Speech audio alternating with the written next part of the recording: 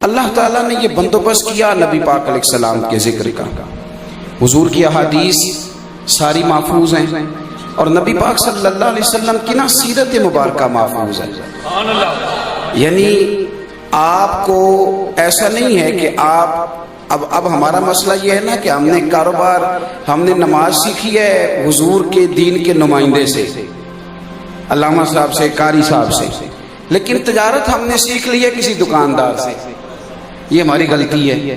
حالانکہ نبی پاک علیہ السلام کی ساری سیرت محفوظ ہے. اگر حضور ہمیں نماز پڑھنے کا طریقہ بتلاتے ہیں تو دکان چلانے کا طریقہ بھی بتاتے ہیں. لیکن دکان چلانے کے لیے تو ہم نے کسی دکاندار کے پاس 2 مہینے لگا لیے، لیکن اگر اس کے ضوابط بھی سیکھتے تو حضور کی ساری سیرت اور کمال درجے محفوظ ہے. اور سیرت مبارکہ کے ایک ایک پہلو پر آپ کو درجنوں مقالات ملیں گے. پتہ نہیں میں کیا کہہ رہا ہوں، آپ سمجھے میری بات.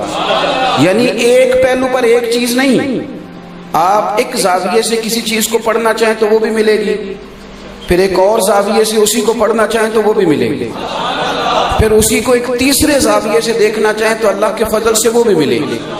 یعنی محبوب کی ہر بات اتنی مزیدار ہے، یعنی ہر بات اتنی مزیدار ہے. یعنی نبی پاک صلی اللہ تعالیٰ علیہ وسلم مسکرا کے دیکھیں تو اس میں بھی بڑا ہی کمال ہے. اور ایک دن ایک صحابی کو ڈانٹ دیا تھا تو کسی نے کہا حضور آپ نے ڈانٹ دیا ہے، پر میں جسے ڈانٹ بھی دوں نا اسے بھی اللہ فرض نماز جتنا ثواب عطا کرتا ہے. وہ آپ اندازہ کریں گے کہ جس پہلو سے بھی، یعنی جس زاویے سے بھی آپ سرکار کی سیرت مبارکہ کو دیکھیں گے نا. ابھی آپ سن رہے تھے سرور کہوں کہ مالک و مولا کہوں تجھے، باغ خلیل کا گلے زیبا کہوں تجھے. اور پھر بریلی کے امام فرمانے لگے تیرے تو وصف عیب تناہی سے ہیں بری. یعنی وہ صرف جملہ نہیں کہتے، وہ جو ان پہ بیت رہی ہوتی ہے وہ کہتے ہیں. وہ کہتے ہیں میں نے 1000 کتاب لکھی ہے، الفاظ کے بام و در سے میں آگاہ ہوں، فقہ میں جانتا ہوں، حدیث میں نے پڑھی ہے، لیکن جب آتا ہوں نا حضور کی شان بیان کرنے پہ تو میرے لیے مشکل ہو جاتی ہے. کیا ہوتا ہے اتنا پڑھا لکھا آدمی، اپنے دور کا سب سے بڑا عالم اور مجدد، فرماتے ہیں یہاں آتا ہوں تو پریشان ہو جاتا ہوں اور مجھے کہنا پڑتا ہے کہ حیران ہوں میرے شاہ، میں حیران ہوں میرے شاہ کہ میں کیا کیا کہوں تجھے، کہاں سے بات شروع کروں، کہاں ختم کروں، کون سا پہلو چھیڑوں اور کس طرف جاؤں اور کس طرف نہ جاؤں. میرے بھائی ہر بات میرے محبوب کی. اللہ تعالیٰ نے حضور کے ذکر کے لیے یہ بندوبست فرمایا ہے، نبی پاک کے تذکرے کے لیے یہ بندوبست کیا ہے. سرور کائنات کی ہر بات، حضور کا مسکرانا بھی محفوظ ہے اور صاحبزادے کے وصال پر آنسو بہانا بھی کتابوں میں موجود ہے. نبی پاک صلی اللہ تعالیٰ علیہ وسلم کا عطا کرنا بھی کتب حدیث میں موجود ہے، اور جو لینے آیا ہے اس کی اصلاح کرنا بھی میرے محبوب کی سیرت میں موجود ہے. یعنی ہر چیز. اور جس کو حضور نے فرمایا تو مانگنا، بلکہ تو اس طرح کر جا کلاڑا لے کے آ 2 دینار کا، وہ بات بھی کتابوں میں موجود ہے. یعنی ہر پہلو اللہ تعالیٰ نے اپنے محبوب کی سیرت کا محفوظ رکھا. اب ہمارے ذمہ کیا لگایا گیا؟ ہمارے ذمہ لگایا گیا حضور کا ذکر کرنا. اور کس طرح ذکر کرنا کہ فرمایا تم ایک بار درود پڑھو گے نا، ایک بار تو تمہارا رب 10 رحمتوں کا نزول کر دے.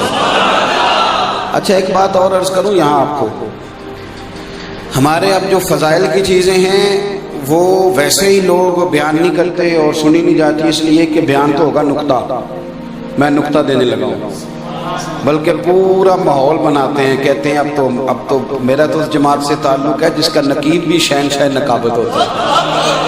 تو یعنی جب وہ بھی بادشاہی ہوگا تو آپ بات کس سے کر سکیں گے؟ شہنشاہ کو تو ہاتھ لگاتے بندہ ڈرتا ہے نا.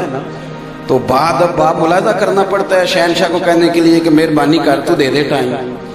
اب چونکہ شہنشاہ ہے تو چلو کوئی فقیر بھی آیا بیٹھا ہے اس کا بھی تو دھیان کر. تو میں جو بات عرض کرنے لگوں اس پر آپ غور فرمائیں گے. ذکر محبوب صلی اللہ تعالیٰ علیہ وسلم، حضور کے ذکر میں جتنی چیزیں ہمارے یہاں فضائل کی چیزیں نہیں بیان ہوتی. یعنی اگر آپ کے مولانا صاحب جمعے والے دن یہ بات بیان کریں، میں اپنی مسجد میں جمعے والے دن بیان کروں کہ ایک بار درود پڑھا جائے گا تو اس پر 10 نیکیاں ملیں گی، تو اب یہ تو لوگ کہتے ہیں کہ تو کوئی نقصان نہیں بیان کیا، اس کا تو ہم پہلے بھی پتا تھا. آپ میری بات کو سمجھے میں کیا عرض کرنا چاہتا ہوں. اس کا آپ یہ مولانا صاحب تو نقل کر رہے ہیں, آپ اس کو سمجھیں. یہ مولانا تو اس کو صرف نقل کر رہے ہیں. یہ آپ نے کیسے کہہ دیا کہ میں نے پہلے بھی سنا ہوا ہے؟ یہ مولانا نے صرف نقل کیا ہے, یہ بات مولانا کی نہیں, یہ بات مدینے والے رسول کی ہے. آپ کو اس زاویے سے سننا ہے, اس زاویے سے سننا ہے. انہی کی محفل سوارتا ہوں, چراغ میرا ہے رات ان کی, اور انہی کے مطلب کے کہہ رہا ہوں, زبان میری ہے بات ان کی. آپ حضور کی ہر بات کو قبول کریں گے, ہر بات.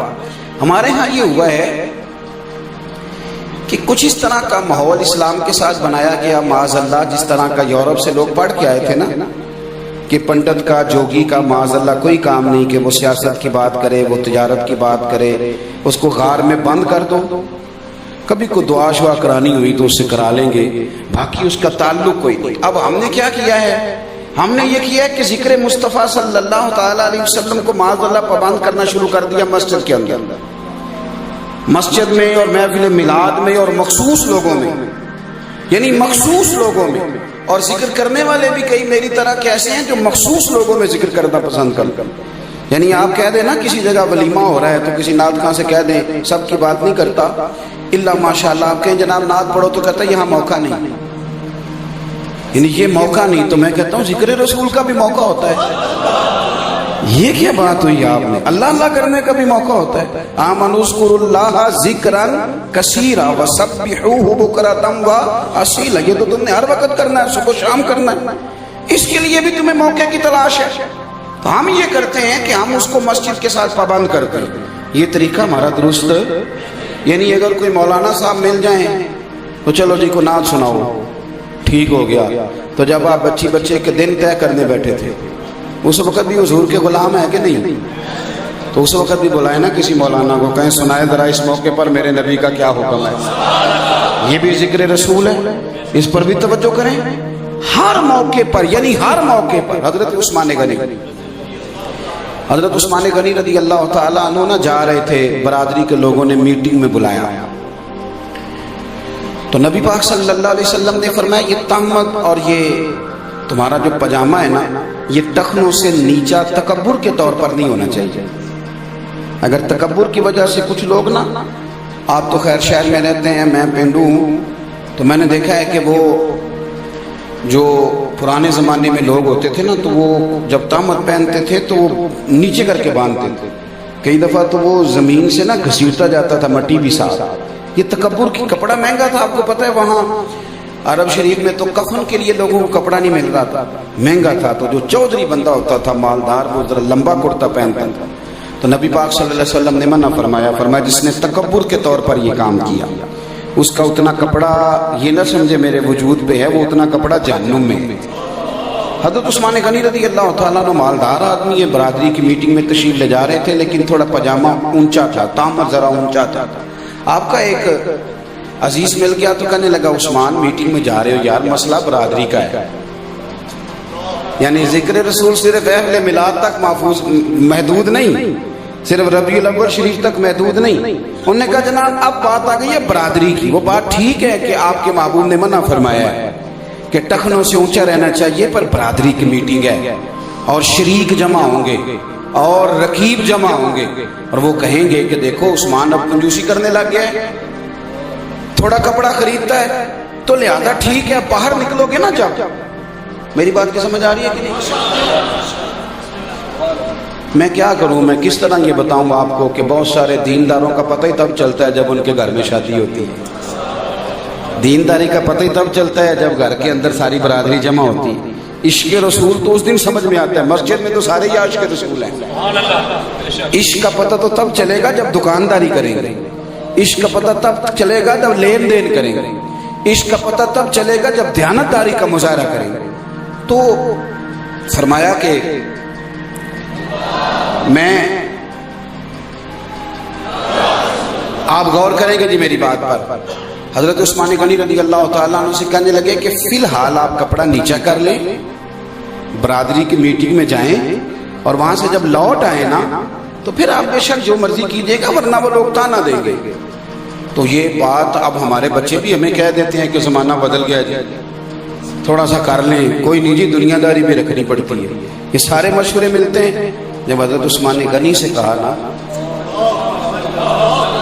تو حضرت عثمان غنی رضی اللہ تعالیٰ عنہ جب عشق سکھاتا ہے آداب خود آگاہی، پھر کھلتے ہیں غلاموں پر اسرار شہنشاہی۔